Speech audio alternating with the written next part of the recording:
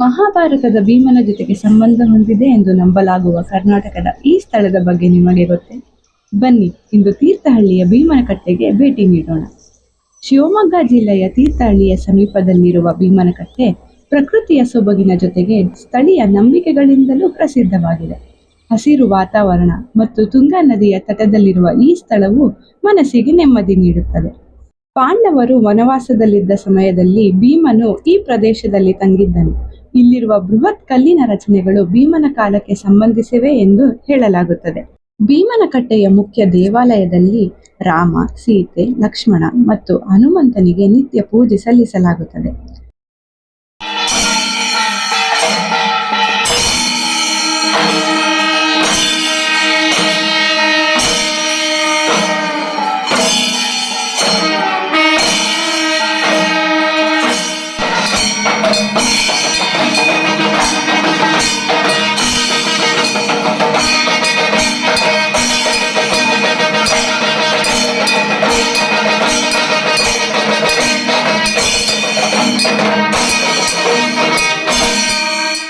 ಪ್ರಕೃತಿ, ಪುರಾಣ ಮತ್ತು ಭಕ್ತಿ ಈ ಮೂರರ ಸುಂದರ ಸಂಗಮವೇ ಭೀಮನಕಟ್ಟೆ.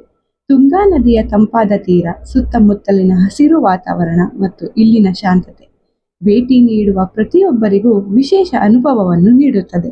ನೀವು ತೀರ್ಥಹಳ್ಳಿಗೆ ಭೇಟಿ ನೀಡುತ್ತಿದ್ದರೆ ಭೀಮನಕಟ್ಟೆಯನ್ನು ತಪ್ಪದೆ ನಿಮ್ಮ ಪ್ರವಾಸದ ಪಟ್ಟಿಯಲ್ಲಿ ಸೇರಿಸಿಕೊಳ್ಳಿ.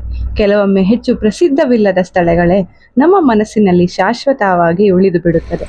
ಈ ಪವಿತ್ರ ಸ್ಥಳಕ್ಕೆ ಭೇಟಿ ನೀಡುವಾಗ ದೇವಾಲಯದ ನಿಯಮಗಳನ್ನು ಪಾಲಿಸಿ, ಸ್ವಚ್ಛತೆಯನ್ನು ಕಾಪಾಡಿ ಮತ್ತು ಪರಿಸರವನ್ನು ಹಾಳು ಮಾಡದೆ ನಮ್ಮ ಪರಂಪರೆಯನ್ನು ಗೌರವಿಸೋಣ. ಇಂತಹ ಇನ್ನಷ್ಟು ಸುಂದರ ಪ್ರವಾಸಿ ತಾಣಗಳು, ಐತಿಹಾಸಿಕ ಸ್ಥಳಗಳು, ದೇವಾಲಯಗಳು ಹಾಗೂ ಅದ್ಭುತ ಸ್ಥಳಗಳ ಪರಿಚಯಕ್ಕಾಗಿ ಈ ಚಾನೆಲ್ ಅನ್ನು ಸಬ್ಸ್ಕ್ರೈಬ್ ಮಾಡಿ. ಈ ವಿಡಿಯೋ ನಿಮಗೆ ಇಷ್ಟವಾಗಿದ್ದರೆ ಲೈಕ್ ಮಾಡಿ, ಶೇರ್ ಮಾಡಿ ಆ್ಯಂಡ್ ಮಿಸ್ ಮಾಡದೆ ಕಮೆಂಟ್ ಮಾಡಿ. ಮತ್ತೆ ಭೇಟಿಯಾಗೋಣ ಮತ್ತೊಂದು ಸುಂದರ ಹಾಗೂ ವಿಶೇಷ ಸ್ಥಳದೊಂದಿಗೆ. ನಮಸ್ಕಾರ.